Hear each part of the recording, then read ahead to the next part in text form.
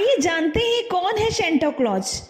आज क्रिसमस पर्व का मतलब सेंटा क्लॉज बन चुका है, जो कि लाल सफेद ड्रेस में लंबी सी दाढ़ी के साथ और लंबे बाल रखकर अपने कंधों में बच्चों के लिए चॉकलेट और गिफ्ट से भरा हुआ बैग लटकाए हुए हाथों में क्रिसमस बेल लिए हुए आते हैं और फिर बच्चों को गिफ्ट देते हैं और उन्हें खुशी से जीवन जीने की ब्लेसिंग देते हैं। सेंटा क्लॉज का बच्चे पूरे साल इंतजार करते हैं। वहीं सेंटा को क्रिसमस फादर भी कहा जाता है, क्योंकि बच्चे को पूरा भरोसा होता है कि क्रिसमस के पावन पर्व पर उनके प्यारे सेंटा अंकल आएंगे और उन्हें चॉकलेट्स और गिफ्ट्स देंगे।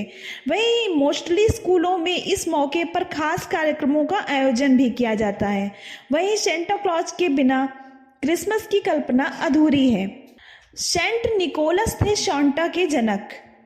वहीं आज से 1500 साल पहले जन्मे सेंट निकोलस, जो कि तुर्की में मीरा नामक शहर के बिशप थे, उनको असली सेंटा और सेंटा का जनक भी माना जाता है।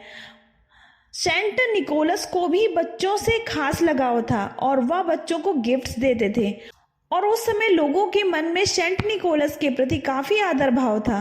वहीं उसी समय सेंटा क्लॉज की कल्पना की जाने लगी।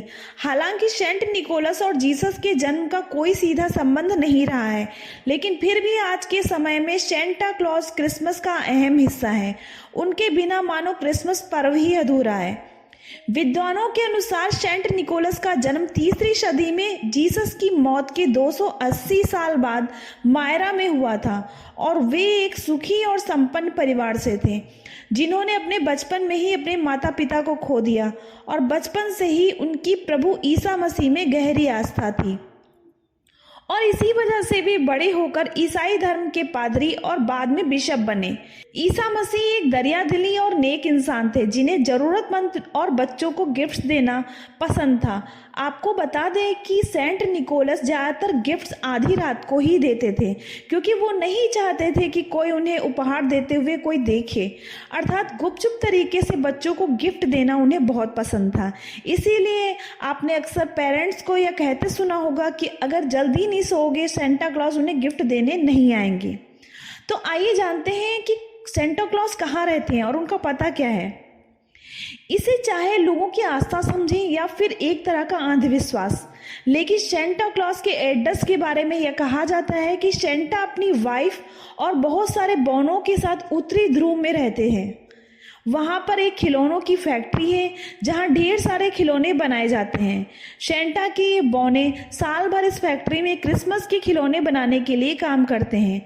आपको ये भी बता दें कि दुनिया में सेंटा के कई पते हैं जहां बच्चे अपना खत भेजते हैं, लेकिन उनके फिनलैंड वाले पते पर सबसे ज़्यादा खत भेजे जाते हैं। वहीं इस पते पर भेजे गए हर खत का लोगों को जवाब भी मिलता है। वहीं आप भी सेंटा को खत लिख के भेज सकते हो। इसका पता मैं आपको डिस्क्रिप्शन बॉक्स में दे दूंगी। जबकि कई जगहों पर सेंटा के पोस्टल वॉलंटियर रहते हैं, जो कि सेंटा के नाम पर आए इन खतों का जवाब देते हैं। वहीं इस तकनीकी और मॉडर्न युग में देश विदेश के कई बच्चे सेंटा को खत की जगह ईमेल भेजते हैं, जिनका जवाब भी उन्हें मिलता है। वहीं क्रिसमस के दिन उनकी विश भी पूरी की जाती है।